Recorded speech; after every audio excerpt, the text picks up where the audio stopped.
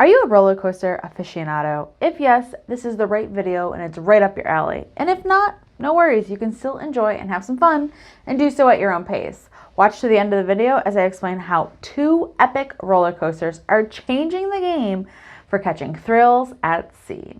So we have all the details comparing them and what you need to know, but before we start, if you're new to my channel, welcome. My name is Alanna and I love to provide you with valuable videos all about travel, cruising, and weekend getaways. So consider subscribing and hitting that red notification button and turning on the bell so you don't miss another video. 3, 2, 1. So interestingly enough, roller coasters have been around since the 17th century, but you're not here for a history lesson, so we're here to talk about the first roller coasters at sea. And yes, plural, roller coasters. As it stands, there are 2 different cruise ships that are going to have roller coasters at sea by the end of 2021. First being the Mardi Gras from Carnival Cruise Line, and it will be called Bolt. And the second will be on the Global Dream ship from Dream Cruise Line, and they are calling theirs the Space Cruiser. Both roller coasters are being manufactured by the same company, Maurer Rides. For starters, these roller coasters have the most innovative settings available out there. What do I mean by that? It looks like an incredible user experience. Depending on how each cruise line custom builds their roller coasters, they can have some of the coolest features on the market, such as having an option for a multiple rider experience. Briefly, some of the other features that are worth mentioning are that during a certain time of the day, riders can be set as a family attraction, which would allow for lower speeds, or another time of day could be set for the thrill seekers who seek the max speed, or even allowing the user to select their speed, giving the rider the option to control their completion time of their own ride. And that is exactly the feature that both Bolt with Carnival and Space Cruiser with Dream Cruise will have. So we are going to break down each coaster and do a side-by-side comparison so we can see which offers the most thrills, comparing the speed, the length, the price, and other features. All aboard the Mardi Gras, that's where you'll meet Bolt, the fastest and first roller coaster at sea. And all aboard Dream Cruise, and that is where we will meet Space Cruiser, the longest roller coaster at sea.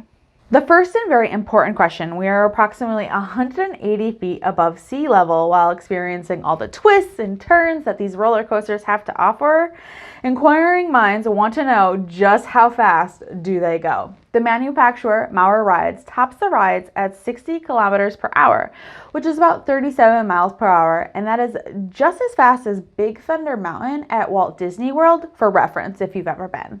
They will both have an acceleration of 1.2 Gs, which is not too crazy extreme, but it's still a lot of fun. And in comparison, 1.2 Gs is similar to Test Track at Walt Disney World, which is about 2 Gs, so somewhat similar. Let's talk about some of those specific specs within the ride experience.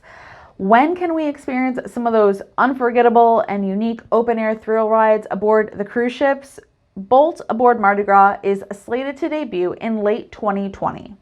And Space Cruiser is scheduled for early 2021.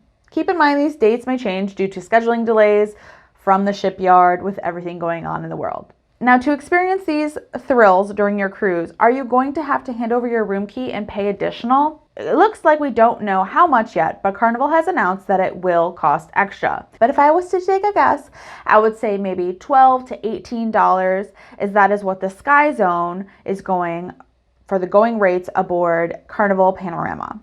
Granted, they are completely different experiences, but it's just a ballpark guess. And for Dream Cruise, they have yet to announce if it will be included or not. Now, I previously mentioned that Bolt is going to be the first, but Space Cruiser is going to be the longest. So the track on Bolt is 800 feet long. And with this track, it brings the experience at max speed to be around 13 seconds. Space Cruiser is 1,000 feet long, and with this track at max speed, you would complete the ride in 18 seconds. Bolt is going to have 2 vehicles and Space Cruiser is going to have 3. Why does this matter? It's important for how fast we will move through the line when queuing up for our turn of the ride. And the last side-by-side comparison is the sea level. Bolt is 57 meters, which is 187 feet above sea level, and Space Cruiser is 55 or 180 feet above sea level. I mention this because when you're up that high, the wind is going to play a factor.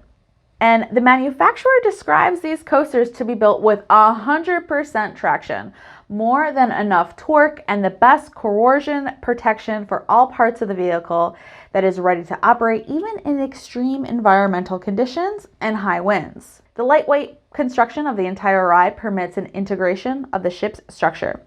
So this really reminds me for when I did the ropes course on the Norwegian Getaway and how different experiences you can have when you do the course while at sea versus when you do the experience when you're docked and the ship is in port. Of course, when you're at sea, the ship is moving, so there's a ton more wind. This really plays into having a bit of a different experience, at least for the ropes course, which was at a similar height above sea level. I would consider myself somewhat of an adrenaline junkie, and while doing the ropes course was a bit of a problem, for me, it actually made me quite nervous. Just something to think about, as the coaster might feel different at sea versus when the ship is docked in port. Now, this is something we can really get excited about with all of the features. These roller coasters are the only ones of their kind that provide the rider with the interactive control over the vehicle using a throttle and a boost button and a touch screen. So many different experiences are possible. Using the throttle to intentionally accelerate over 1G is similar to being as fast as a Formula One race car. What makes the experience even more for thrill seekers? The roller coaster is designed to have the lowest seat position ever implemented. You are strapped in with the rail practically between your legs, and the feeling of freedom akin to being on a motorbike, limited only by your safety belt. And as the manufacturer describes it, you simply cannot experience speed any more intensely. So the design reminds me of the Flight of Passage ride at Walt Disney's Animal Kingdom. With that ride, you saddle up on a banshee, and during the ride, you can feel the banshee breathing and contracting with their lungs as you ride them. The sensation between your thighs as you're riding is similar to this, where these type of details make all the difference in making it top notch. It's an incredibly realistic feeling and really pushes the needle. I think one of my favorite features will be that we'll get to share the experience. Of course, I love sharing cruise vlogs with you, so this will be no different. There will be a feature using limitless connectivity and using the Spike app or the Carnival Hub app or Dream Cruises app, where there will be a full HD video that can be bought and downloaded right after finishing the ride. Onboard cameras throughout the ride will take pictures of the cart and be placed around the track, and a full video of the ride. These videos are automatically cut, rendered, and generated as full HD video with sound and speed data and riding time. So there's speakers for the display that are already integrated into the ride vehicle, so ride sounds and onboard video, and the touchscreen display will be on both coasters. All of these features the cruise lines don't have to opt into when building the coasters, so there's a possibility that these features could be turned off, but it looks like they'll be included. So after taking a close, detailed look at both Bolt and Space Cruiser, they do have a lot of similarities and differences. Their tracks are uniquely different, and I'm undecided of which sounds like it will deliver the most thrills. I may have to ride them both, and multiple times for that matter, to see which is my favorite. Which roller coaster do you think you would prefer to ride on your next cruise? I hope you enjoyed the video. If you did, please remember to hit the thumbs up and leave a comment down below which is your favorite feature of these rides.